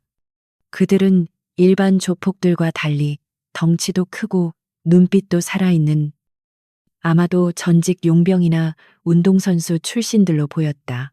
경호원 중 리더로 보이는 남자가 품에서 잭나이프를 꺼내들며 지윤에게 다가왔는데 그는 지윤을 얕보지 않고 매우 신중한 자세를 취하고 있었다. 그는 지윤의 망치를 경계하며 현란한 칼놀림으로 거리를 좁혀왔고 날카로운 칼날이 지윤의 옷깃을 스치며 긴장감을 고조시켰다. 지윤은 좁은 복도에서 긴 무기인 망치가 불리할 수 있음을 판단하고 과감하게 망치를 적의 얼굴을 향해 던져 시야를 가렸다. 남자가 본능적으로 고개를 돌리는 순간 지윤은 품속으로 파고들어 손바닥으로 턱을 올려치고 무릎으로 명치를 가격하는 연타를 퍼부었다. 리더가 쓰러지자 나머지 경호원 2명이 동시에 달려들었는데 한 명은 주먹을, 다른 한 명은 발차기를 날리며 합공을 시도했다. 지윤은 몸을 낮게 숙여 발차기를 피함과 동시에 다리를 걸어 상대를 넘어뜨리고 그 반동을 이용해 주먹을 날리는 자의 품으로 굴러 들어갔다. 그녀는 넘어진 자의 발목을 꺾어 비명을 지르게 만들고 서 있는 자의 오금을 걷어차 무릎 꿇린 뒤 뒷목을 강타해 기절시켰다. 707 부대에서 수없이 반복했던 대테러, 제압술이 본능처럼 튀어나와 그녀의 몸을 움직였고 적들은 그녀의 속도를 전혀 따라잡지 못했다. 복도는 순식간에 쓰러진 거구들의 신음소리로 가득 찼고 지우는 흐트러진 옷매를 가다듬으며 강 사장의 집무실 문 앞에 섰다. 문 너머에서는 강 사장이 누군가와 다급하게 통화하는 목소리가 희미하게 들려왔는데 그는 경찰 고위 간부에게 전화를 걸어 도움을 요청하고 있는 듯했다. 지우는 비릿한 조소를 머금으며 바닥에 떨어진 잭나이프를 주워들었고 이제 이 점검의 마지막 단계를 수행할 준비를 마쳤다. 그녀는 숨을 깊게 들이마시며 아드레날린으로 고동치는 심장을 진정시켰고 차갑게 식은 이성으로 다음 행동을 계산했다. 지유는 문을 바로 열지 않고 잠시 귀를 대어 아내 동태를 살폈는데 아내는 강 사장 외에도 최소 한두 명의 호위가 더 있을 것으로 추정되었다. 그녀는 주머니에서 동전 크기만한 소형 거울을 꺼내 문틈 아래로 밀어넣어 내부를 정찰하려 했지만 카펫 때문에 시야가 확보되지 않았다. 결국 전공법밖에 없다고 판단한 지유는 문손잡이를 잡고 돌려보았지만 문은 안에서 굳게 잠겨 있었다. 그녀는 한 발짝 뒤로 물러나 심호흡을 한 뒤 온몸에 체중을 실어 문을 걷어찼고 잠금 장치가 부서지는 소리와 함께 문이 활짝 열렸다. 집무실 내부는 밖의 소란과는 딴판으로 고급 가구들과 값비싼 술병들이 진열된 호화로운 공간이었지만 주인인 강 사장의 표정은 공포로 일그러져 있었다. 그는 책상 뒤에 숨어 떨리는 손으로 권총을 겨누고 있었는데 그것은 불법으로 밀수입한 것이 분명한 실탄이 장전된 총기였다. 지우는 총을 보는 순간 본능적으로 몸을 날려 소파 뒤로 숨었고 탕하는 총성과 함께 그녀가 서 있던 자리의 벽에 총알이 박혔다. 강 사장은 미친 듯이 소리를 지르며 허공에 대고 방아쇠를 당겨댔고 유리창과 도자기들이 깨지며 파편이 사방으로 튀었다. 지우는 소파 뒤에 웅크린 채 총알의 개수를 세고 있었는데 강 사장의 총은 리볼버가 아닌 자동권 총이었기에 탄창 용량을 짐작하기 어려웠다. 하지만 놈의 사격 솜씨는 형편없었고 총 동작이 커서 반동을 제대로 제어하지 못하고 있다는 것을 발사음 간격으로 파악할 수 있었다. 강 사장은 탄창을 다 비울 기세로 난사하다가 갑자기 딸깍거리는 소리와 함께 총이 작동을 멈추자 당황하여 총을 흔들어댔다. 탄 걸림인지 탄환 소진인지 확실하지 않았지만 지윤에게는 찰나의 순간이 기회였고 그녀는 스프링처럼 튀어올라 책상을 향해 돌진했다. 강 사장은 지윤이 달려오자 기겁하며 총을 집어던지고 옆에 있던 골프채를 집어들어 휘둘렀지만 공포에 질린 스윙은 너무나 느리고 엉성했다. 지윤은 가볍게 몸을 틀어 골프채를 피하고 책상 위로 뛰어올라 강 사장의 가슴을 발로 차 의자와 함께 뒤로 넘어뜨렸다. 쿵 소리와 함께 넘어진 강 사장은 고통에 헐떡이며 뒤로 기어가려 했지만 지유는 이미 그의 위에 올라타 차가운 잭나이프를 그의 목덜미에 들이대고 있었다. 움직이면 동맥을 끊어버리겠어. 지윤의 낮고 으르렁거리는 목소리에 강 사장은 얼어붙은 듯 멈췄고 그의 눈동자는 공포로 심하게 흔들렸다. 지윤은 강 사장의 멱살을 잡아 일으켜 세워 창가로 끌고 갔는데 15층 높이에서 내려다 보이는 서울의 야경은 화려했지만 그들의 상황은 처절했다. 그녀는 강 사장의 머리를 창문에 처박으며 당장 숨겨둔 비밀 장부와 외부 백업 하드의 위치를 불라고 위협했다. 강 사장은 살려만 주면 돈은 얼마든지 주겠다며 비굴하게 애원했지만 지유는 칼끝으로 그의 뺨에 얕은 상처를 내며 돈 따위는 필요 없다고 일갈했다. 피가 흐르자 강 사장은 진짜로 죽을 수도 있다는 공포감에 휩싸여 책상 아래 금고에 모든 것이 들어있다고 자백했다. 지유는 강 사장을 끌고 가 금고를 열게 했고 그 안에는 수많은 차용증과 USB 메모리 그리고 고위층 뇌물 리스트가 적힌 장부들이 가득 들어 있었다. 이것들이야말로 이 범죄 조직을 뿌리째 뽑아버리고 그들을 비호하던 세력까지 일망타진할 수 있는 결정적인 증거물들이었다. 지유는 증거물들을 챙겨 자신의 조끼 주머니에 넣었고 강 사장은 모든 것을 잃었다는 허망한 표정으로 주저앉아 있었다.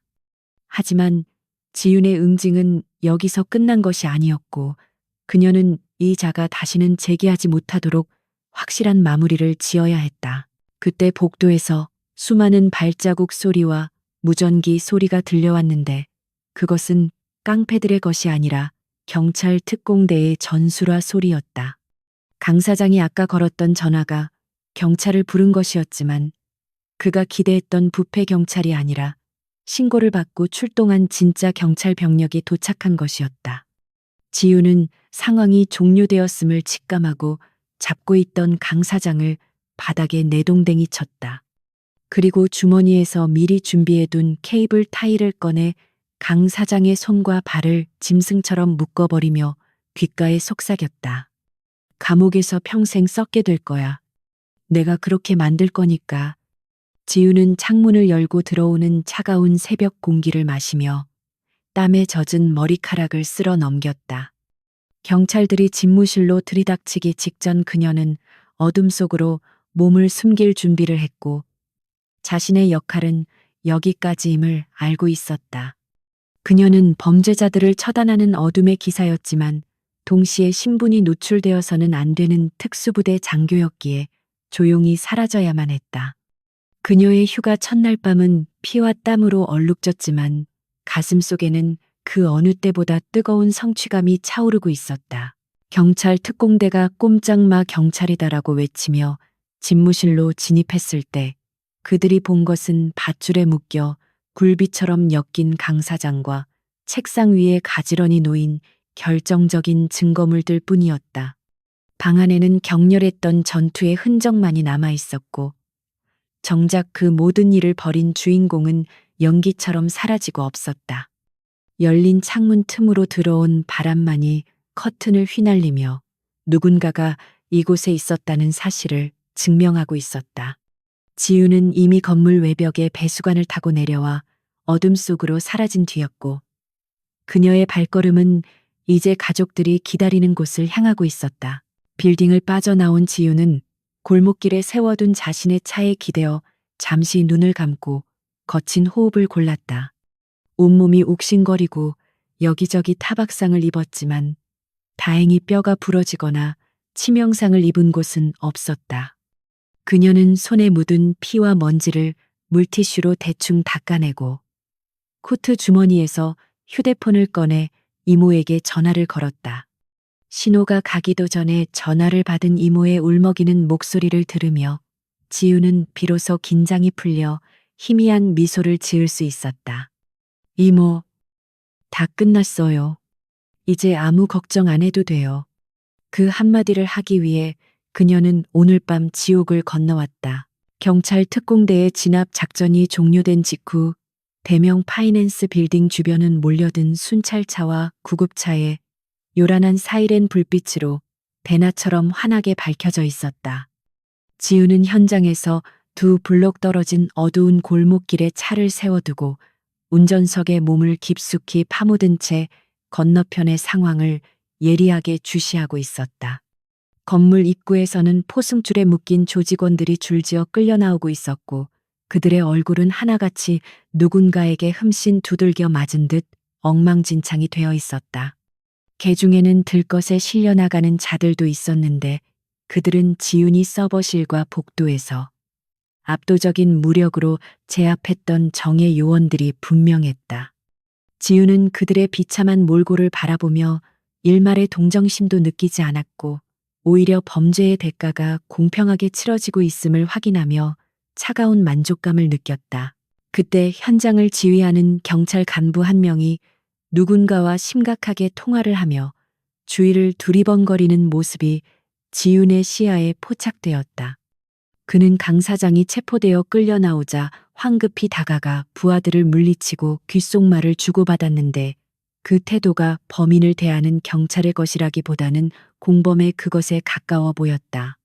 지훈은 직감적으로 그자가 강 사장이 믿고 있던 뒷배이자 뇌물을 받아 챙긴 부패 경찰임을 알아차렸고 그가 증거를 인멸하려 시도할 것임을 예견했다.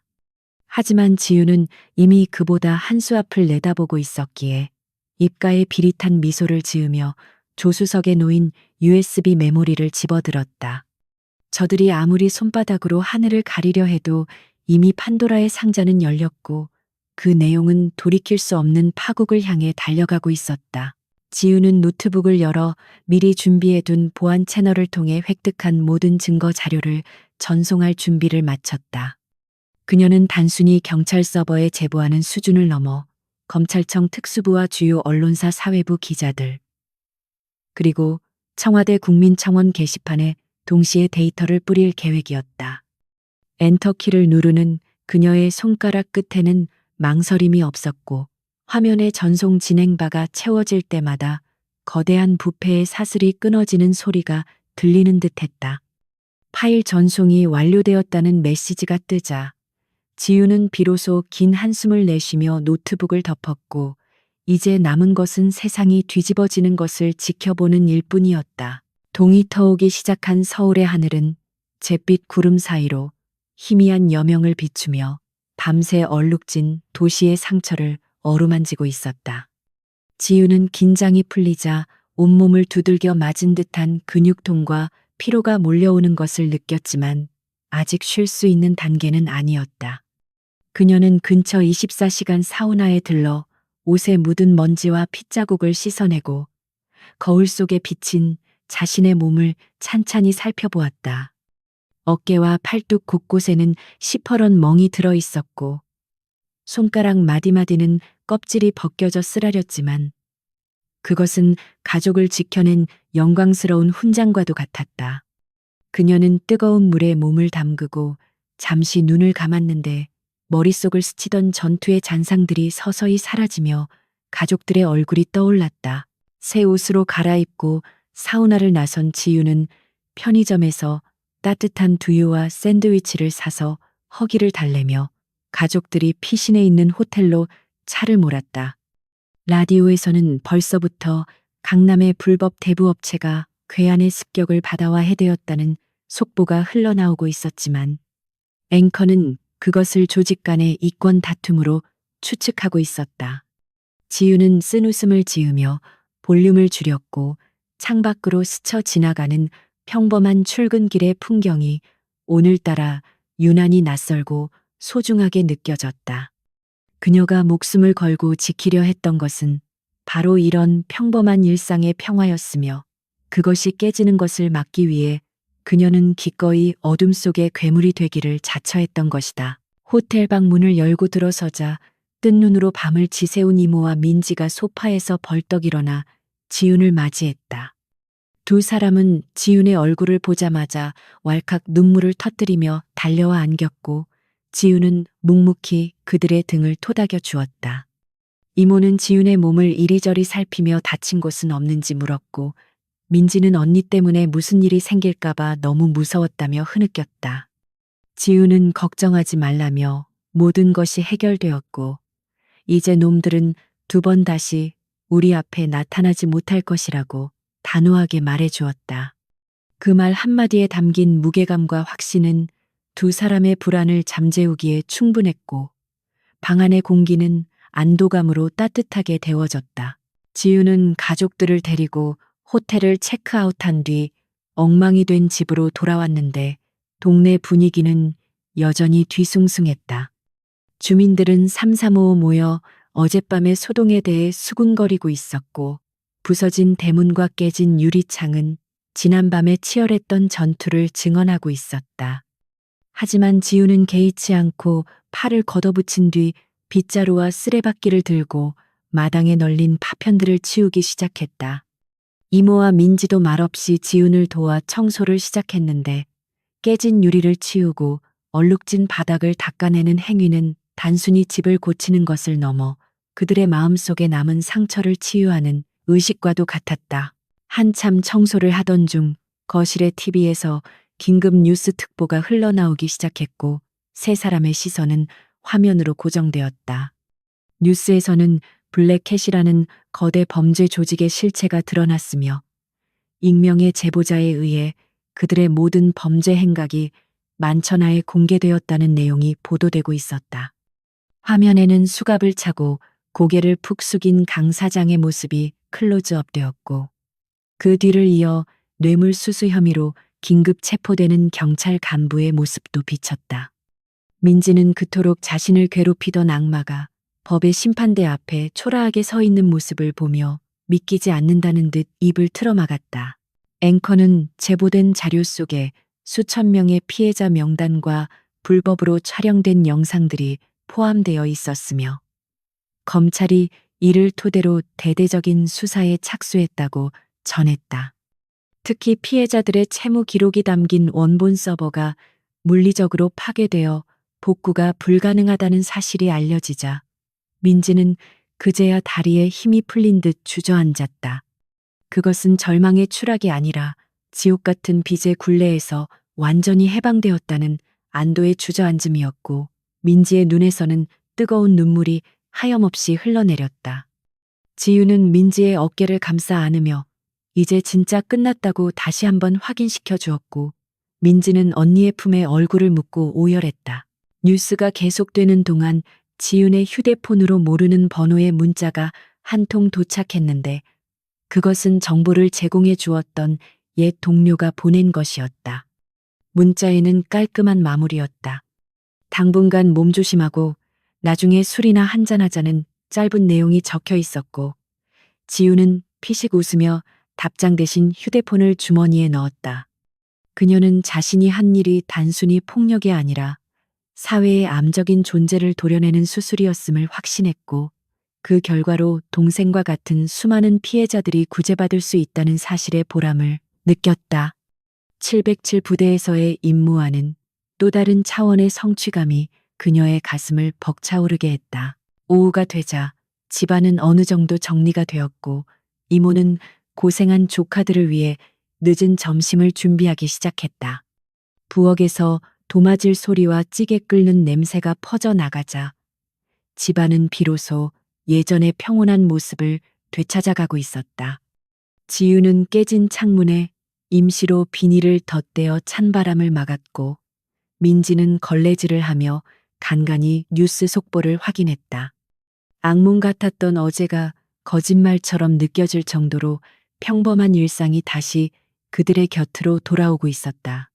식탁에 둘러앉은 세 사람은 따뜻한 밥 한 숟가락에 그동안의 공포와 서름을 모두 녹여내며 말없이 서로를 위로했다. 식사를 마친 지유는 마당으로 나와 담벼락에 기대어 차가운 겨울바람을 쐬며 생각에 잠겼다. 그녀의 휴가는 아직 며칠 더 남아 있었지만 마음은 이미 부대로 복귀한 듯 팽팽한 긴장감이 남아 있었다. 그녀는 자신이 가진 힘이 누군가를 해치는 흉기가 될 수도 있고 소중한 사람을 지키는 방패가 될 수도 있다는 사실을 이번 사건을 통해 뼈저리게 깨달았다. 군인으로서의 사명감과 가족을 지키는 가장으로서의 책임감 사이에서 그녀는 완벽한 균형점을 찾은 듯 보였고 이제 더 이상 망설임이나 혼란은 존재하지 않았다.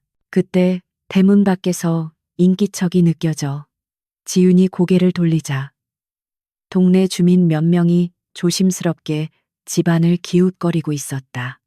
그들은 어젯밤 지윤이 깡패들과 맞서 싸우는 모습을 먼발치에서 목격했던 사람들이었고 손에는 음료수 박스와 과일들이 들려 있었다. 주민 중 대표로 보이는 아주머니가 다가와 지윤의 손을 꼭 잡으며 덕분에 동네가 살았다며 고맙다는 인사를 건넸다.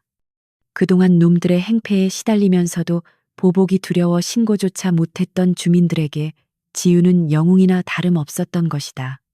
지윤은 쑥스러운 듯 고개를 숙이며 당연한 일을 했을 뿐이라고 말했지만 그녀의 마음 한구석은 따뜻하게 차올랐다. 저녁이 되자 지윤은 방으로 들어와 책상 앞에 앉아 일기장을 펼쳤지만 펜을 든 채 한참 동안 백지를 응시했다.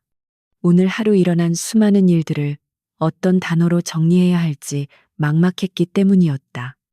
결국 그녀는 긴 문장 대신 가족을 지켰다. 그것으로 충분하다라는 짧은 문구만을 적어넣고 일기장을 덮었다. 그녀는 책상 한켠에 놓인 가족 사진을 바라보며 사진 속의 부모님에게 마음속으로 인사를 건넸다. 하늘에 계신 부모님도 오늘의 자신을 자랑스러워 하실 것이라 믿으며 그녀는 오랜만에 편안한 마음으로 침대에 몸을 누일 수 있었다. 밤이 깊어지자 도시는 다시 고요한 침묵 속으로 빠져들었고 지윤의 집 창문 너머로 둥근 보름달이 환하게 비치고 있었다. 민지는 지윤의 옆에 누워 언니의 팔을 베개 삼아 곤히 잠들어 있었고 그 평온한 숨소리는 지윤에게 세상 그 어떤 자장가보다 달콤하게 들렸다.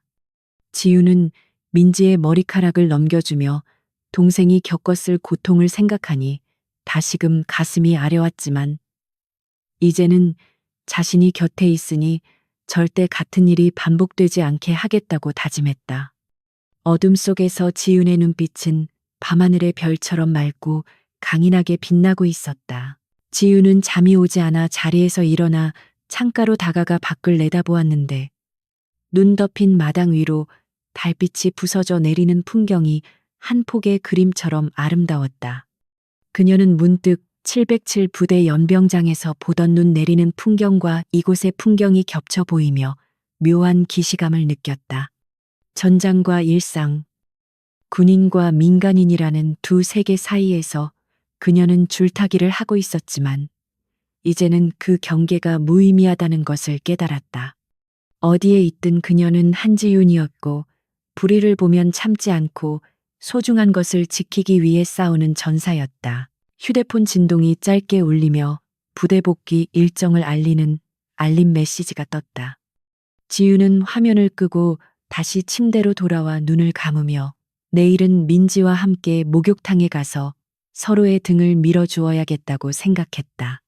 그리고 맛있는 것도 많이 먹고 쇼핑도 하며 평범한 자매로서의 시간을 보내리라 계획했다. 격렬했던 전투 뒤에 찾아온 이 평화가 영원하지 않을지라도 적어도 지금 이 순간만큼은 온전히 즐기고 싶었다. 그녀의 휴가는 이제 겨우 절반이 지났을 뿐이었고 남은 시간은 오직 행복으로 채워질 것이었다. 새벽녘. 어스름한 푸른빛이 방안을 채우기 시작할 무렵 지우는 깊은 잠에 빠져 꿈을 꾸고 있었다.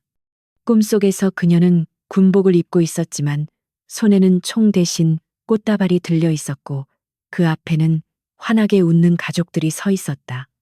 그것은 그녀가 지키고자 하는 세상의 모습이었고 그녀가 싸워야 할 이유이기도 했다. 한지윤 중위, 대한민국 최연소 707 특수임무단 요원. 그녀의 전쟁은 끝났지만 그녀의 삶이라는 이야기는 이제 막 새로운 챕터를 시작하고 있었다. 창문 틈으로 스며든 아침 햇살이 지윤의 감은 눈 위로 따스하게 내려앉으며 길고 험난했던 밤이 완전히 지나갔음을 알렸다. 지윤은 무거운 눈꺼풀을 들어 올리며 침대에서 몸을 일으켰는데 온몸의 근육이 비명을 지르는 듯 욱신거렸지만 기분만은 깃털처럼 가벼웠다. 옆자리를 보니 민지는 이미 일어나 있었고 부엌 쪽에서 달그락거리는 식기 소리와 함께 고소한 국물 냄새가 풍겨오고 있었다. 지유는 기지개를 켜며 창문을 활짝 열었고 밤새 내리던 눈이 그친 뒤 눈부시게 파란 하늘이 드러난 바깥 풍경을 바라보며 깊은 숨을 들이마셨다. 차가운 겨울 공기가 폐부 깊숙이 들어와 어젯밤의 탁한 기억들을 말끔히 씻어내는 듯한 상쾌함을 선사했다. 거실로 나가자 이모가 김이 모락모락 나는 떡국을 식탁 위에 차려놓고 있었고 민지는 수저를 놓으며 밝은 미소로 지윤을 맞이했다. 새해 첫날 아침에 먹는 떡국은 단순히 한 살을 더 먹는다는 의미를 넘어 지난해의 나쁜 기운을 씻어내고 새로운 시작을 알리는 신성한 의식과도 같았다. 뽀얀 사골 국물 위에 얌전하게 올려진 고명과 떡을 보며 지윤은 비로소 자신이 지켜낸 것이 무엇인지를 실감할 수 있었다. 그것은 거창한 정의나 국가의 안보가 아니라 사랑하는 가족과 함께 마주 앉아 따뜻한 밥 한 끼를 먹을 수 있는 소박하고 평범한 행복이었다. 세 사람은 식탁에 둘러앉아 떡국을 먹기 시작했는데 뜨거운 국물이 목을 타고 넘어가자 얼어붙었던 몸과 마음이 사르르 녹아내리는 기분이었다. 이모는 지윤의 숟가락 위에 잘 익은 김치를 올려주며 고생했다는 말 대신 묵묵히 정을 건넸고 지윤은 말없이 그 마음을 받아 삼켰다. 민지는 어제까지만 해도 공포에 질려 식음을 전폐하던 모습이 거짓말처럼 느껴질 정도로 혈색이 돌아와 있었고 떡국을 오물거리는 볼이 다람쥐처럼 귀여워 보였다. 그 평화로운 광경은 지윤이 전장이나 다름없는 험지에서 목숨을 걸고 싸우는 이유이자 그녀가 돌아와야 할 유일한 안식처임을 증명하고 있었다. 식사 도중 거실의 TV 뉴스에서는 어젯밤 사건의 후속 보도가 흘러나오고 있었는데 경찰청장이 직접 브리핑을 통해 범죄 조직 소탕 결과를 발표하고 있었다. 보도에 따르면 익명의 제보자가 제공한 결정적인 증거 덕분에 조직의 우두머리뿐만 아니라 그들과 유착 관계에 있던 고위 공직자들까지 줄줄이 소환되고 있다고 했다.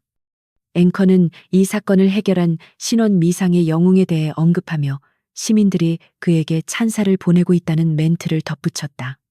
민지는 그 뉴스를 보며 지윤을 향해 엄지를 치켜 세웠고 지윤은 그저 쑥스러운 듯 코를 문지르며 시선을 떡국 그릇으로 돌렸다. 식사를 마친 후 지윤은 민지와 함께 집안 대청소를 시작했는데 깨진 유리창을 치우고 어지럽혀진 가구들을 제자리로 돌려놓는 과정은 상처 입은 일상을 회복하는 과정이었다. 지윤은 근처 철물점에 가서 새 유리와 방충망을 사와 능숙한 솜씨로 창문을 수리했고 이모는 마당에 쌓인 눈을 쓸어냈다. 뚝딱거리는 망치 소리와 슥삭거리는 빗자루 소리가 어우러져 활기찬 리듬을 만들어냈고 집은 점차 예전의 아늑하고 단정한 모습을 되찾아가고 있었다. 지윤은 땀을 흘리며 일하는 동안 특수 부대원으로서의 긴장감을 내려놓고 평범한 생활인으로서의 기쁨을 만끽했다. 오후에는 민지의 손에 이끌려 동네 목욕탕을 찾았는데 뜨거운 탕 속에 몸을 담그자 전투의 피로가 눈 녹듯 사라지는 것을 느꼈다. 지윤은 민지의 등을 밀어주며 그동안 마음고생했을 동생의 어깨를 조심스럽게 어루만졌고 민지는 언니의 손길에 눈물을 글썽이며 고맙다고 속삭였다. 두 사람은 서로의 등을 밀어주며 묵은 때와 함께 마음속의 응어리까지 씻어냈고 목욕을 마치고 나와 마시는 시원한 바나나 우유는 세상 그 어떤 고급 음료보다 달콤했다. 뽀얗게 상기된 얼굴로 목욕탕을 나서는 자매의 모습은 여느 평범한 20대들과 다를 바 없이 화기애애하고 다정해 보였다. 남은 휴가 기간 동안 지윤은 가족들과 함께 시장을 보고 맛있는 음식을 해먹으며 밀린 이야기를 나누는 것으로 시간을 채웠다. 그녀는 민지에게 호신술의 기본 동작 몇 가지를 가르쳐 주기도 했는데 민지는 서툴지만 진지한 표정으로 언니의 동작을 따라하며 자신을 지키는 힘을 기르고자 했다. 지윤은 그런 민지를 보며 흐뭇한 미소를 지었고 이모는 그런 두 사람을 보며 안도의 한숨을 내쉬었다. 그 며칠간의 시간은 지윤에게 있어 그동안의 혹독한 훈련과 임무로 메말랐던 감성을 다시 채워주는 소중한 충전의 시간이었다. 드디어 휴가가 끝나고 부대로 복귀해야 하는 날 아침이 밝았고 지윤은 일찍 일어나 짐을 챙기기 시작했다. 그녀는 민간인으로서 입었던 편안한 옷들을 가방 깊숙이 넣고 다림질이 잘 된 정복을 꺼내 침대 위에 펼쳐놓았다. 날선 주름이 잡힌 군복과 반짝이는 계급장은 그녀가 잠시 잊고 있었던 막중한 책임과 의무를 상기시켜주는 매개체였다. 지윤은 잠시 옷을 바라보다가 결연한 표정으로 셔츠의 단추를 하나씩 채워나갔고 거울 속에 비친 그녀의 모습은 점차 부드러운 언니에서 강인한 군인으로 변해가고 있었다. 지윤은 정복 상의를 입고 거울 앞에 서서 옷매를 가다듬었는데 그녀의 왼쪽 가슴에 달린 707 특수임무단 마크와 중위 계급장이 아침 햇살을 받아 영롱하게 빛났다. 그녀는 목에 걸린 인식표를 꺼내 손으로 꽉 쥐어보았는데 차가운 금속의 감촉이 그녀의 심장을 뜨겁게 달구는 듯했다. 거울 속에 자신과 눈을 맞춘 지윤은 스스로에게 경례를 붙이며 다시금 국가와 국민을 위해 헌신하겠다는 다짐을 되새겼다.